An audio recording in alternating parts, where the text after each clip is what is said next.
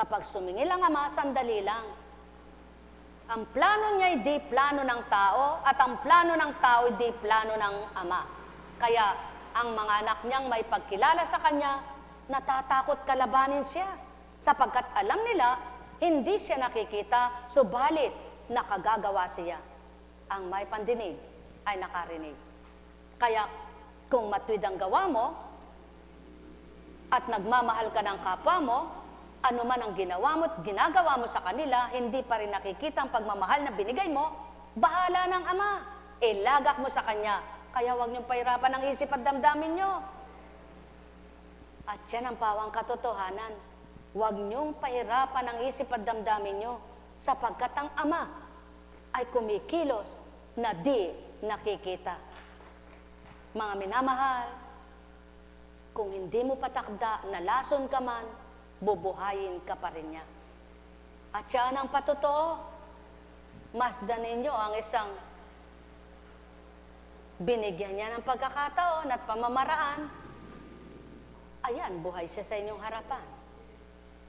Dahil ang Diyos ay buhay, dakilang walang kapantay, noon ngayon at magpakailanman, walang hindi siya gagawin. Buhay ba ang Ama? Dakila nga ba siya? Okay, buti ng Ama. Wala pong itinatala sa akin at dinadatal ngayon na binabahagi kundi ito, na ang wika ng Espiritu ay ibalik ko daw po sa inyo. Bilang tao, bata pa lang noon, kaya hindi po maibabalik na maliwanag kung hindi papatnubayan ng Espiritong nakakasaksi at nakikita kung anong pangyayari noon. Walang pinagkaiba. Sila ngayon kumusta? Ha? Kumusta na anak? Anong pangalan mo? Ha? Arnel. Tumayo ka nga. Umupo ka nga. Dami mo naman pangontra. Ano namang magagawa niya? Di sana kung kinontra na yan, di magaling ka na dapat ngayon. Tama ba? Ano? O di walang saysay ang pangontra mo. Pampabigat lang yan sa balat mo. Baka matusok ka pa niyan. Siya, kilalanin mo, wala siyang nakikita, kundi ang tao at gawa ng tao sa mundo. Pero ikaw, di mo siya nakikita, ikaw kitang-kita niya. Tama baga? Kaya kung kayong lahat ngayon, 5, ay tiwala totoo, uwi kayo masaya. Uwi kang malaya. Tama ba? Ano man kontrahin sa'yo, normal na normal ka. Ha?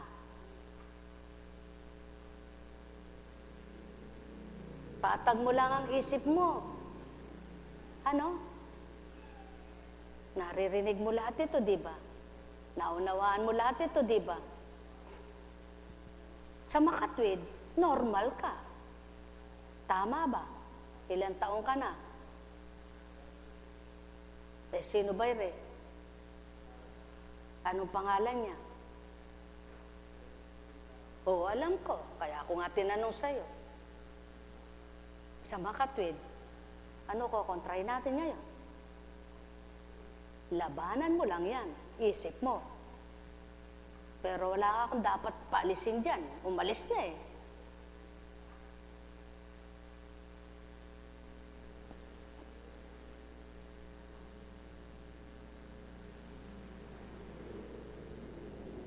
Mga minamahal, dakila ang tinatawagan nyo. Kung batin yung dakila, dapat naniniwala kayo sa hiwaga. Banal ang sinasamba nyo. Kung tunay kayong mananambahan, dapat wala nang masama. Totoo ang bumuhay sa inyo dapat kung totoo siyang tinatanggap nyo, makipagtotoo rin kayo. Tapat kahit kanino. Dapat kung nasa puso nyo siya, tapat din kayo kahit kaninong kapwa-tao. Ang may pandinig ay nakarinig. Mahal na mahal ko kayo. Tuwiran kong tinuturan, mahal na mahal ko kayo. May nabuhay bang tao sa buong panahon? At may tinago bang lihim na hindi natutukal at nabubungkal? May bulok bang hindi sumisingaw?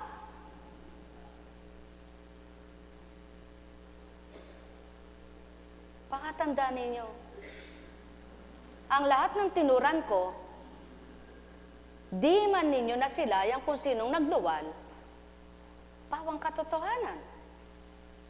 Kaya't kung kapatirang divine mercy kayong nakaugnay sa divine mercy tinatawagan nyo, di sinsanay kaakmarin ang isip at damdamin nyo sa isang banal na nanawagan sa inyo. Ang may pandinig ay nakarinig. Mahal na mahal ko kayo, tuwiran kong tinuturan, mahal na mahal ko kayo. Alalaong baga, sumainyo ang kapayapaan. Ang mga nagsisikap mamuhay ng marangal, nagpapagal sa hanap buhay, mabiguman kung magkaminsan at patuloy lumalaban, isang araw ititighaw din at ititindig ng Ama. Subalit ang mga namumuhay sa dilim at palikwad-likwad lamang at puro kagaanan at katusuhan ang ginagawa, may hangganan. Sapagkat ang Ama'y di bulag, hindi bingi. Kaya pagtawanan ka man ng kapwa mo na nagpapakasakit ka't hirap ang ginagawa mo, huwag kang mahiya, huwag kang matakot sa kanila. Sapagkat ang Ama mong nakatunghay, kalugod-lugod na nakikita niyang nagpapakahirap ka sa hanap buhay mo. Kaysa sa mga anak niyang napakagaan nilang natatanggap ang pera, wala namang nananaan, ubos at ubos din, hindi naman napapalunlad. So, balit ang nagsisikap sa hirap manasimula, sa hindi namamalayan, umuunlad, pagdaka. Taon man ang binilang kung hindi ka napaunlad, subalit masipag ka't buhay kang nakasubaybay ang Ama sa'yo. Tandaan ninyo, walang naulat sa banal na aklat na ito na ginawaran ng mabuti at gumawa ng mabuti na napahamak. Subalit lahat ng mali ang ginagawa at lisyat, baluktot at lihim na ginagawa, ang Ama ang gumaganti sa kanila. Mga minamahal, buhay ang Ama. Dakila siya. Kung tunay niyong mahal ang pamilya niyo at mga anak niyo, itatama at itutumpak niyo sila. Sasabihin ninyo, kahit mahirap anak, masaya na at maganda ang maghanap buhay ng marangal, kaysa madaling makuha, sandaling ubos, pahamak ka pa. Mga mahal, napakabuti ng Ama, napakadakila niya. Kaya't kung lahat lamang kayo ay makikisa, siya ang may-ari ng lahat sa sanlibutan. Siya rin ang nagkakaloob sa lahat ng bagay. Kaya't sa inyong lahat, pagharian kayong ganap. Kaya, mula sa awit,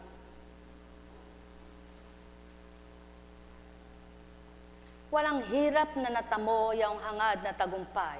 Ang tagumpay niyang ito, siya na rin ang naghayag. Sa harap ng mga bansay, nahayag ang pagliligtas.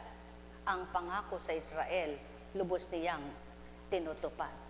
Tapat siya sa kanila at ang pag-ibig ay wagas. Ang tagumpay ng ating Diyos, kahit saan ay manamalas. Magkaingay na may galak, yaong lahat sa daigdig. Si Yahweh ay buong galak na purihin at pag-awit. Sa saliw ng mga lira ay parinig yaong tugtog, at si Yahweh ay purihin, tugtuging, maalindog. Tugtugin din ang trompeta sa kasaliw na tambuli, magkaingay sa harapan ni Yahweh na ating hari. Si Yahweh ang maghahari, mga tao'y nanginginig, sa trono niya'y nakaupo, sa kerubin ang kalapit. Samantalang nasa trono, nanginginig ang daigdig, dakilang Panginoon, sa siya ay dakila. Bawat isa'y magpupuri sa dakila niyang ngalan, banal siya at pupurihin ang pangalan niyang banal man din. Buhay bang Ama? Kaya't ang lumalapit sa Kanya ay natututunan ng kaukulan at ang gumugusto sa Kanya ay Kanyang pinapatnubayan. Ang lumili siya sa Kanyang kaukulan, niligtas na sa una, linigtas pa sa pangalawa, pangatlo'y hindi na, sapagkat parusa na. Sapagkat gayon siya kung binibigyan pagkakataon ng tao't ayaw magbago. Ngunit ang nagpapakatotoo sa mga pinagdaranan, inuusad niya, hinuhulagpos niya, sinasadsad niya, may kaaliwan, may galak, at kaakibat na sigla at liwanag. Mga minamahal ko, ang may pandinig ay nakarinig. Nek karamaneyahanam, nek karamaneyahanam, nek karamaneyahanam. Buhay ba ang Diyos? Buhay ba ang Diyos?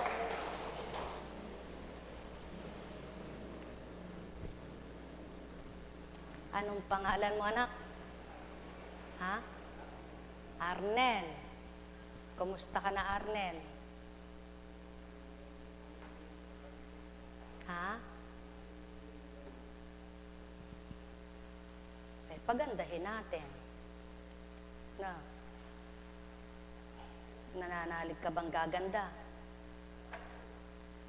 Nananalig ka bang aayos? Eh, di tanggapin mo.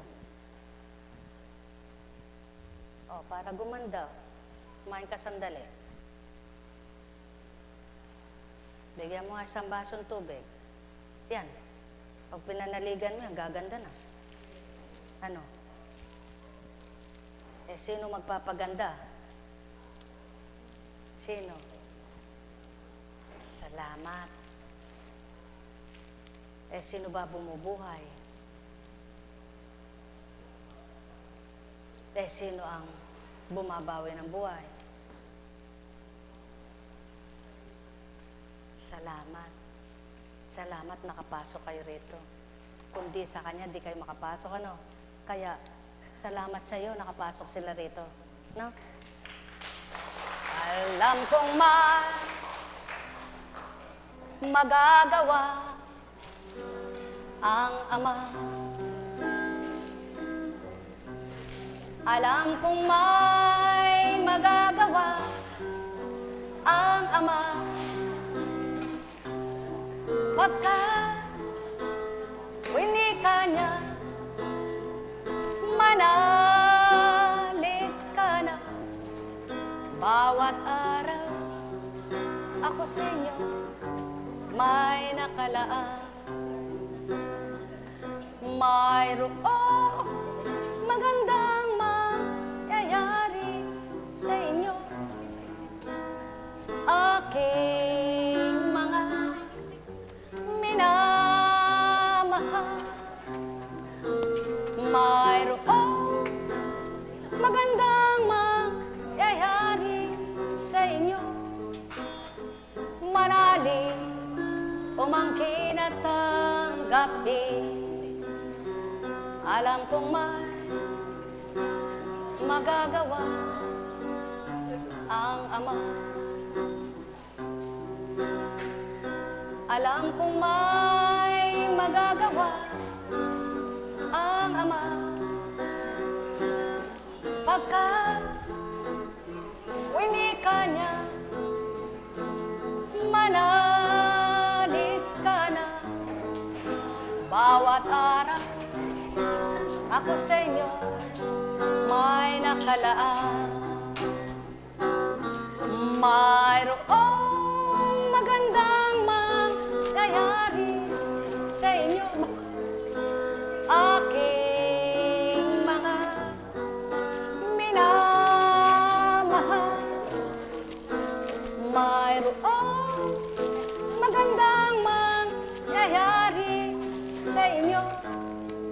hati-hati kayo. Manali, umangkin at tanggapin. Alam kong magagawa ang Ama. Alam kong may magagawa ang Ama. Pagka winika niya, manalig ka na. Bawat araw ako sa inyo may nakalaan. Sige anak, maganda nga sukat niyo. Mayroong magandang mangyayari sa inyo, aking mga minamahal. Mayroong magandang mangyayari sa inyo. Manali, umangkin at tanggapin. Alam kong magagawa ang Ama. Alam kong may magagawa ang Ama. Pagka winika niya, manalig ka na. Bawat araw ako sa inyo may nakalaan. Mayroong magandang mangyayari sa inyo, aking mga minamahal. Mayroong magandang mangyayari sa inyo. Manali, umangkin at tanggapin. Kumusta ka na? Manalig ka, ha? Manalig ka, mawawala. Ano ba yung ng gamot? Ano yung napainom ng gamot? Oo nga, ano sabi ng doktor? Ano nang na? Oo. Oo, ba't hindi nila binamot? Alam ko nga. Ha?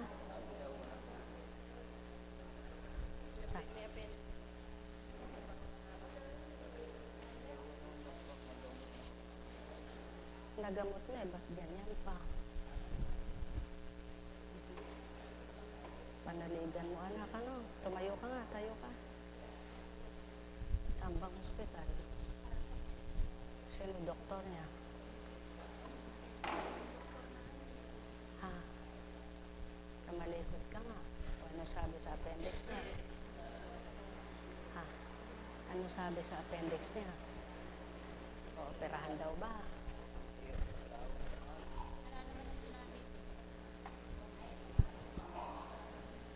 Manalig ka ha. Angkinin mo no. Patay nga.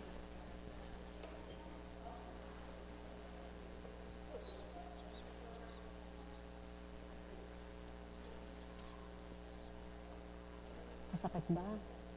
Sakit? Sakit ba ito? Oh, masakit ba? Ha? Ito, masakit. Sakit ba? Ito ba masakit? Ito. Oh, ito ba masakit? Ha? Sakit? Sige, opo.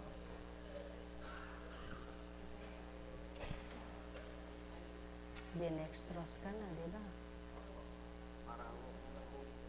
Ha? Eh, paano? Mabuhay ka pa.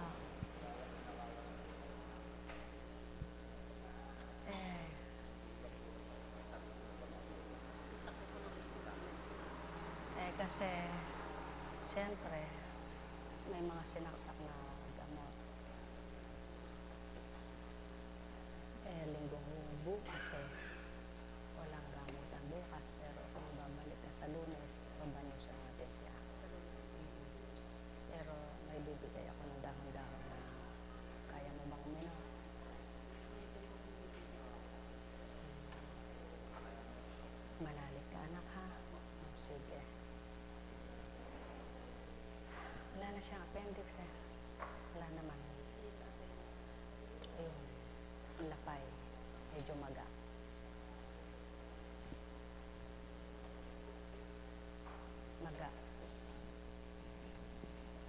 Fiction kasi eh.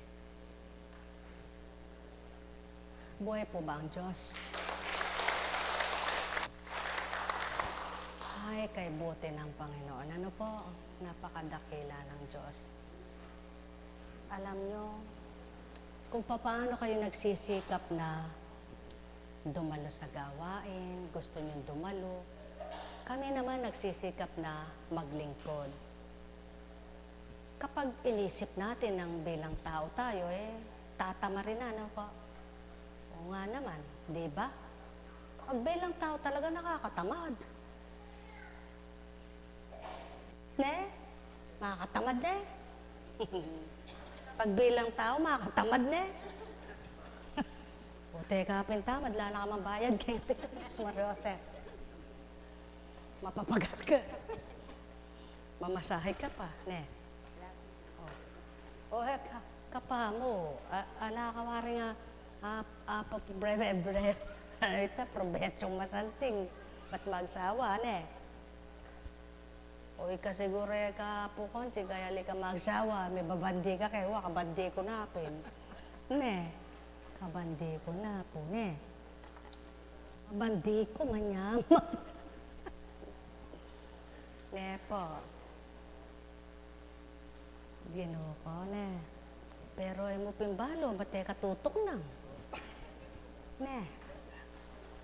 Bisa kan tok nang, ka makatok nang. Bakit, Pin? Kayang ipaliwanag, ane.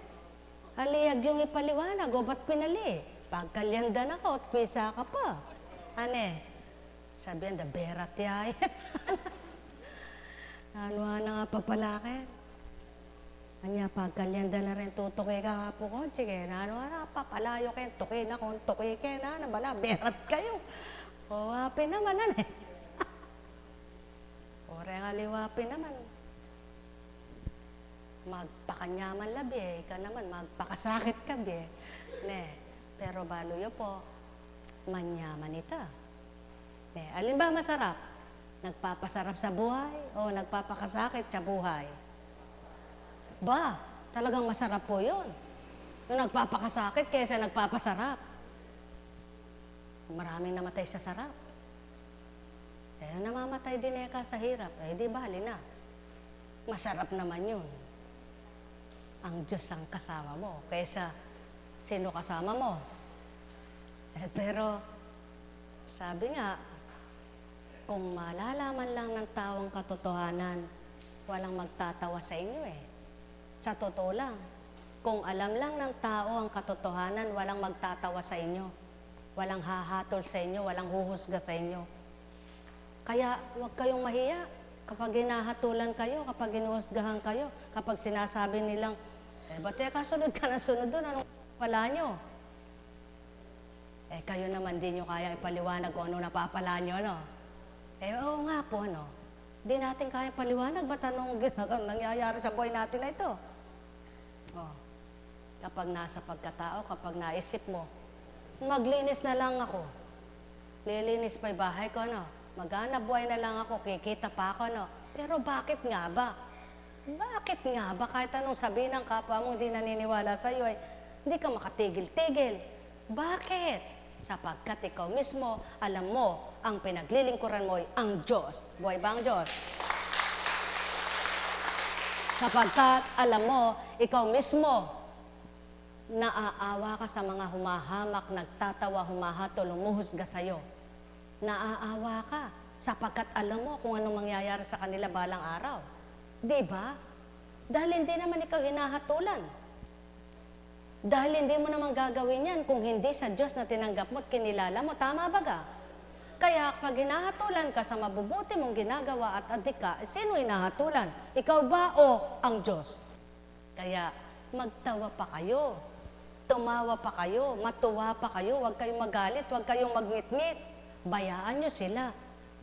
Sapagkat alam ng Diyos kung sino ang Kanya. Alam din niya kung sino ang mga totoo sa Kanya. Buhay ba ang Diyos? Kaya sa inyong lahat, kumusta ka na? Arnel.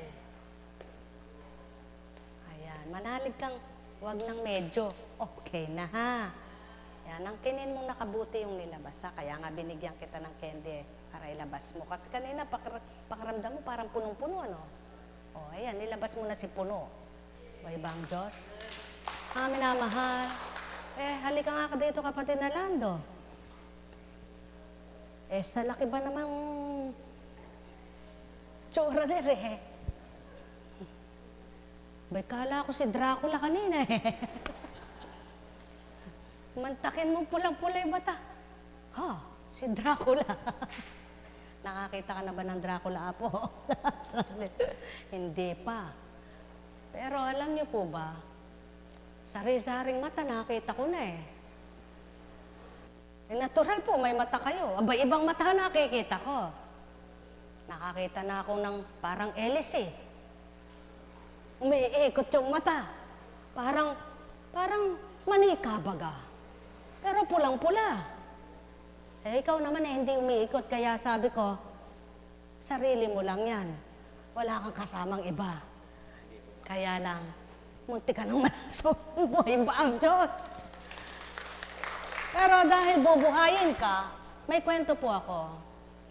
Ito po binabahagi bago tayo magsiuwi, no? Pag bubuhayin ka ng Diyos, ngayon ko po napatotohanan, ngayong nandito ako sa ganitong kalalagayan. Oo nga naman. Grade 5 pa lang po ako noon. Ito din dinadatal po sa akin. Ang dalawa kong kapatid ay nalason. Doon sa tinatawag nilang Patani. Si kapatid na Maria at saka yung kapatid kong namatay. Parehas silang na ospital. Parehas silang kumain noon. Pero si kapatid na Maria, dahil may misyon na buhay. Tingnan niyo po ang Diyos. Ngayon lang pinagnilay sa akin. Ngayon lang binalik sa akin. Sapagkat si kapatid na Maria, may tinanguan pala mula sa pagkasilang niya. Binuhay ng Diyos. Parehas lang sila. Bakit yun namatay? Ba't siya buhay? Nalason po sila parehas. Kala ko po noon, sinda ako'y magaganyan Dahil, siyempre, dalawa. Magpapasko po yun. Ito po binabalik sa akin ng Espiritu. Gumagawa ako noon ng parol Dahil yun project namin. Parol yung kartolina, ano. Pagkatapos po narinig ko na lang nagkakagulo sila. At nagsususuka daw yung dalawa kong kapatid. Kaya, dalawang kapatid sa espiritu lang. Yun, kapatid sa laman. Yun na nga po. Sinugod nila sa ospital. Tapos, ibinalik nila yung kapatid ko'y namatay. Si kapatid na Maria ay buhay. Naiwan. Gaano po kahiwaga ang Diyos? Ngayon ko lang napagtanto at ngayon ko po napatotohanan, pag bubuhayin ka pala ng Diyos, talagang may paraan. Dahil si kapatid na Maria ay may takdang tinanguan sa Ama. At si kapatid na Maria po nung high school yan, pag hinimatay po yan, halos 1 oras may git. Matigas! Parang patay na talaga. Pero bakit hanggang ngayon buhay? Kung sana pinadoktor, pinagamot. May albularyo na yan, may doktor. Ba't di siya nawala sa paninigas na? Ganyan po yan. Pero bakit? Dahil bubuhayin, mabubuhay pala. Ako, ayon din sa kwento ng aking ina, 9 na araw na akong hindi dumidilat, may kulaba na ang mata ko, pero ba't buhay pa rin ako? Ganyan nga pala kahiwaga ang Diyos. Kaya kayo po, paniwalaan yung mahiwaga siya, paniwalaan yung may magagawa siya. Katulad kanina sa 2 istorya, ito binanyusan. Yun hindi, kasama ko pang nakikain yan. Pero sumuka rin siya. Sige ka ako, maganda yung suka mo. Sige, sunod-sunod mo ka akong inumin yan. Siya naiwan. Sige, iniwanan namin, susuka. Pinanyusan. Sabi ko, hindi naman yan pababayaan ng Ama. kailangan obligado tayong umalis eh. Obligadong yung tinanguan mo, ito pa rin mo eh. Kaya yan po. Salamat sa Ama. Buhay na naman si Kapatid Nalando. Buhay po ba ang Diyos? Napakabuti ng Panginoon. Napakadakila niya. At, nako, tawag sila, text kay Kapatid na Pilar. Baka kakainin ni Kapatid